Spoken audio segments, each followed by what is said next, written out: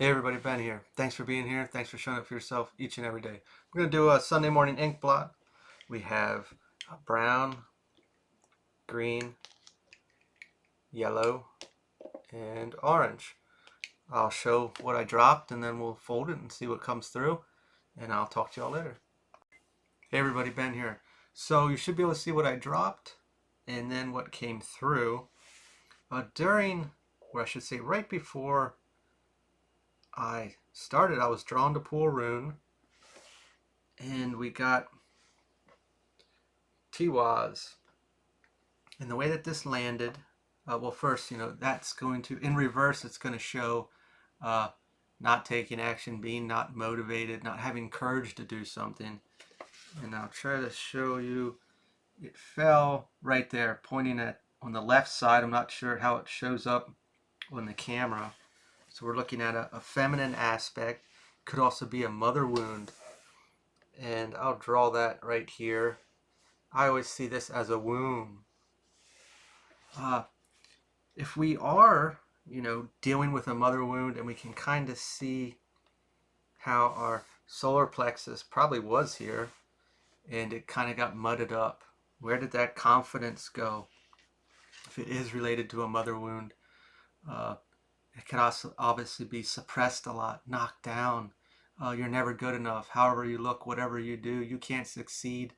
You are less than.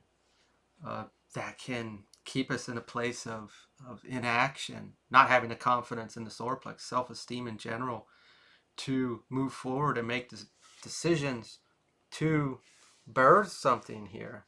If we are a bit, we could also reflect this, be like, I'm just really in my feminine energy and in the flow and being receptive, allowing things to come to me. But if we don't feel worthy, deserving, or strong enough to handle or hold whatever it is, nothing will be birthed here. The I'm kind of seeing like a horned, not a horned, like a horn, like a trumpet, if we will, animal here, and this would be our guides or spirit or something that we believe in or entrust in or reflect on, trying to get our attention. This could even be our higher self, ourself in general. Situations that are trying to bring this to our awareness that, hey, I need to take action. Maybe I'm afraid, and that's okay. Whatever it is, or whatever we're desiring, but nothing is going to birth here or begin until I take some action. Down here we can see our the yellow here as our sacral, our creativity, and it's spread like wings. When are we going to get off the ground? That's down there on the bottom. When has it decided to soar? How much are we limiting ourselves from this very well possible? It just keeps kind of going back to the mother wound. How much has this held us back or suppressed us? Uh, it's difficult to remember at times because we were a child and I forget at what age and I don't really know how it works. But if it is true that up until this age, we kind of reset our brain and then we go off. But whatever took place during that time is in there and it's deep. We may not be aware of it. And now we're uh, remembering throughout life, through stages, but whatever kind of took place during that sponge stage has molded us. These it's going to have to take some reflection, obviously, and really going into our heart space. Uh, Obviously, everyone's situation is different, and depending on what we dealt with, or what we're carrying, or what we're aware of and not aware of, uh, it's just really reflecting on what is important to me. Where are my morals, my integrity on the aspect of what I deserve and what I do not deserve? What am I aware of that's actually holding me back? We can look at things, how we view ourselves in a negative aspect. And when we start to view that, we can kind of work backwards and see where there might be a deeper seated wound of why we aren't uh, taking any action. Are we afraid of the repercussions or what someone's going to think of us? How it's going to reflect on us? If we were rejected or knocked down a lot for anything creatively, um, why would we try again? That's a valid reason. I know what happens. There's a cause and effect. I was watching a video the other day that reflected on a very young boy, and I don't know, I kind of felt uncomfortable watching it because I kind of pick up on energy like that. But they were, he was very young. I don't know how old, but they were doing, the woman was just showing him things, put it in the box, take it out of the box. And then some woman came in and started raising her voice and saying that, I don't like that, I don't like that. And then he wouldn't do it anymore. Something so simple as taking a necklace and putting it in a box has now recreated his whole experience to not do that, because look what happens. Could you imagine a young child just being totally expressing their happiness and being in a dysfunctional household, that because they were in a bad mood, or whatever baggage they have inside that has not been healed, something upsets them, or someone's happy and they're not, and they'll knock that down so quickly to say, you're undeserving, you should not do that because look what happens. And going back to that sponge analogy, or that time frame, that we don't even know, you can't even reflect on that aspect, that uh, I'm not allowed to have fun, or I'm not allowed to express myself because this happens. What was hidden? What experience or excitement did we have that has been completely and utterly destroyed and removed from our experience, leading to this inability to birth things and really get into this creativity aspect and get off the ground and spread those wings and see what comes of it? We'd have to obviously go into a place of vulnerability if we're aware. If we're not, we just start trying things, I guess, because do we even know what we like? Are we in a place that we truly know what we want to do, or we would like to experience, but we're afraid to because of this external repercussion? I don't think I pulled any cards yet. Really getting into a place of authenticity, removing this need or the experience of the external that holds us back. And that's going to be different for everyone. It's really difficult doing general messages like this because we don't know where everybody's at, or at least I don't. But when we really lead life with however the external feels about me, it holds us back a lot. It doesn't even have to be as deep as we just went. But if someone's going to have a problem with it, how often do we do what makes us happy? If someone's going to say something mean to hurt our feelings or to knock us down because we thought it was really cool or nice, neat, whatever it is, an experience, a creativity aspect, uh, we won't do it because it's going to hurt our feelings. Eight of Wands sideways. Stagnation and progress. There's a lot of energy here. There's a lot of possibilities. I think we're really hesitant on how it will reflect. And it doesn't feel so much of how it's going to reflect on us, it's how it's going to hurt. It's not like, it's coming off like, I don't really care what people think, but I'm going to care when they say something that hurts my feelings kind of feeling. And we don't want to risk that. How do we get to a place that really leads with the heart, and we remove that? How can we build a wall around that to not allow it to get in?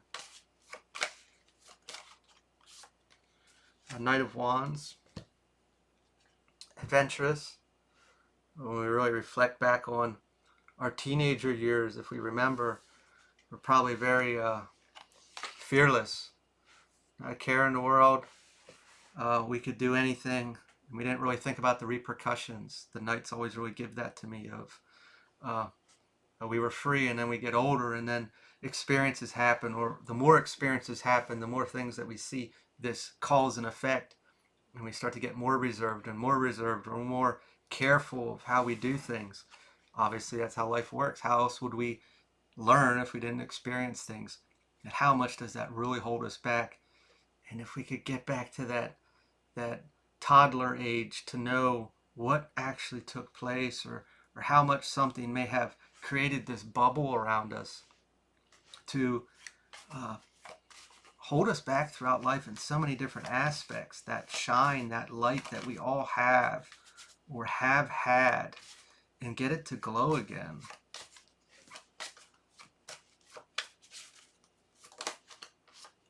Our last judgment, self-evaluation. We can, I don't know if I said it in this message, but just really reflecting on what's important to us. And sure, we can look out there in the material aspect of life, but I mean in here, it's bringing up emotions, and it's not so much of it's a little bit sad, but it's more of a happy sad. Like what really makes us tickle inside, and we may not know because we may not have taken any opportunities or chances to do so. You know, there's some adults or retirees that uh, have hobbies. Like the thing that's coming to mind is like people build those huge train sets, and they're really playing with that inner child. Uh, they can uh, do all sorts of different aspects in their life to really tickle that aspect. You know, it doesn't have to be related to trains, but that's just what kind of came to mind of they're in that place and they're doing it and they're not worried about what people think because it fills them up inside. And I'm not saying that playing with trains at that age is there's anything wrong with it. It's actually pretty cool what they do there. But they're putting all this creativity into something that makes them feel a certain way inside. Uh, just because somebody didn't like that, because they were in a bad place, doesn't mean that you can't have that opportunity to feel that way.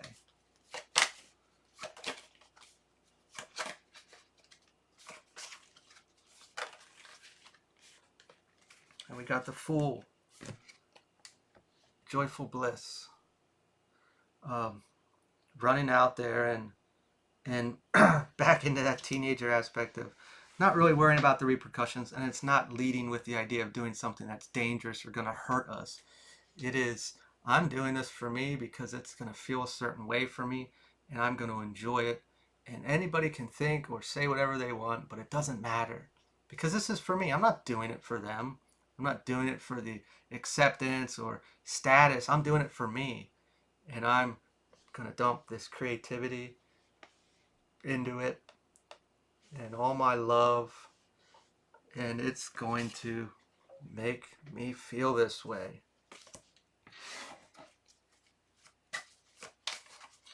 That's like the line that we have to draw is like, I'm doing this for me. I'm not doing it for anybody else. And when you really choose that, there's this place of authenticity, and that really vibrates energetically in a way that ripples throughout many different aspects of our life. We may not see it right away, but when we really touch back into that aspect of ourselves, it is a creation beyond what we see at first. We got the Five of Swords reversed, reconciliation, uh, with this bully aspect. Normally, he is seen as uh, egotistical. He'll cheat his way. It doesn't matter as long as he's on top, and he thinks he's viewed as the victor, the dictator. He has control, and either people have submitted to him or others have chose to walk away. However we heal this, however it's affecting us in our space, our situation is different for everyone. But sometimes it helps to see that they were in a wound and they were doing this, and it's not a reflection of us. It was never a reflection of us or our ability to be free and happy and creative. It is, they had a problem and they dumped that onto you, and we took ownership of it. And by doing so, uh, it made some scars. It limited us throughout life. It made us make decisions that weren't in our best interest. But now that we can see it, we can start to rebuild and be free. We'll get one last card here, Spirit. The Ace of Swords, mental clarity, getting control of our thoughts. It's not about this blame game. It is understanding that I was misled. I was misunderstood. Not even misunderstood. I was misrepresented. There was nothing wrong with me being free and or now, doing this now. Uh, People do some really crazy things out there on the internet, and that's okay because that's what makes them happy. That's what makes them feel free, whatever they're doing. And certain people find them and they enjoy that as well. We're not here to be here for everyone. We're here to be here for the people that appreciate it. And we're not really here to do it for them. We're here to do it for ourselves. And when we do that, there's this huge ripple effect. And I I would say go after that because it's a beautiful feeling. I'm going to leave this here. I wish you all the best. If this resonated, feel free to like, comment, share, subscribe, and I will talk to y'all later.